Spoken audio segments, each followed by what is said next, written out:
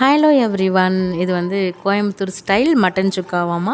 இந்த வீடியோ நான் எங்கே பார்த்தேன் அப்படின்னா, நம்ம செஃப் தாமு அப்பா வந்துட்டு இந்த வீடியோ வந்து மேக் பண்ணி போட்டிருந்தாரு. ஸோ நான் அதை பார்த்துட்டு தான் வந்து நானும் ட்ரை பண்ணேன். நிறைய மட்டன் சுக்காஸ் இருக்குது. இது வந்து கோயம்புத்தூர் ஸ்டைல் மட்டன் சுக்கா. அவங்க வந்து ஆனியன் தக்காளி எதுவும் சேர்க்க மாட்டாங்க அப்படின்னு சொல்லி போட்டிருந்தாரு. சரி, ஓகே, இப்போ நம்மளும் ட்ரை பண்ணி பார்ப்போம். ட்ரை பண்ணி பார்த்தேன். சும்மா சொல்லக்கூடாதுங்க, அல்டிமேட்டாக இருந்துச்சு. ஸோ வாங்க வீடியோக்குள்ளே போகலாம். குக்கர் வந்து எடுத்துக்கலாம். நான் வந்து 3/4 கிலோ மட்டன் வந்து வாஷ் பண்ணி எடுத்துக்கிட்டேன்.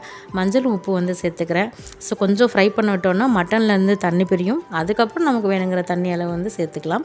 ஸோ திரும்ப நான் வந்து 1 டம்ளர் தண்ணி சேர்த்து 7 விசில் வந்து விட்டு எடுத்துக்கிட்டேன். அப்புறம் நான் வந்து இதில் இருக்க எலும்பு மட்டும் தனியாக பிரித்து நான் வந்து ஒரு கிரேவி பண்ணேன். அந்த வீடியோ வந்து நான் நெக்ஸ்ட் அப்லோட் பண்ணுறேன்.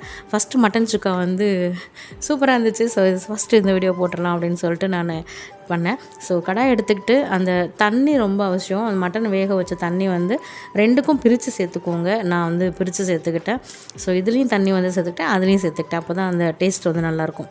அதனால் கடாய் வச்சுட்டு மட்டன் வேக வச்ச தண்ணியோட மட்டன் வந்து போன்லெஸ் பீஸ் வந்து சேர்த்துக்கிட்டேன். அப்புறம் இஞ்சி பூண்டு பேஸ்ட் வந்து 1 டீஸ்பூன், மிளகாய்த்தூள் வந்து 1 டீஸ்பூன், மிளகுத்தூள் வந்து 2 டீஸ்பூன், சீரகத்தூள் வந்து 1/4 டீஸ்பூன், அப்புறம் மிளகுத்தூள் வந்து சோம்புத்தூள் வந்து 1/2 டீஸ்பூன், அப்புறம் மல்லித்தூள் வந்து 1/2 டீஸ்பூன் வந்து சேர்த்துக்கிட்டோம். ஸோ இந்த தண்ணி வந்து நல்லா வற்றி அந்த மசாலா வந்து நல்லா ரா ஃப்ளேவர் போகிற அளவுக்கு நல்லா ஃப்ரை ஆகிட்டு அந்த தண்ணி வந்து பிரிகிற அளவுக்கு வந்து நல்லா வந்து ஃப்ரை பண்ணி எடுத்துக்கலாம். அதுக்கப்புறம் வந்து நம்மளோட கருவேப்பிலை இலையை சேர்த்துட்டு மல்லி இலையை சேர்த்து இறக்கணுன்னா நம்மளோட மட்டன் சுக்கா வந்து ரெடி ஆகிடுச்சு.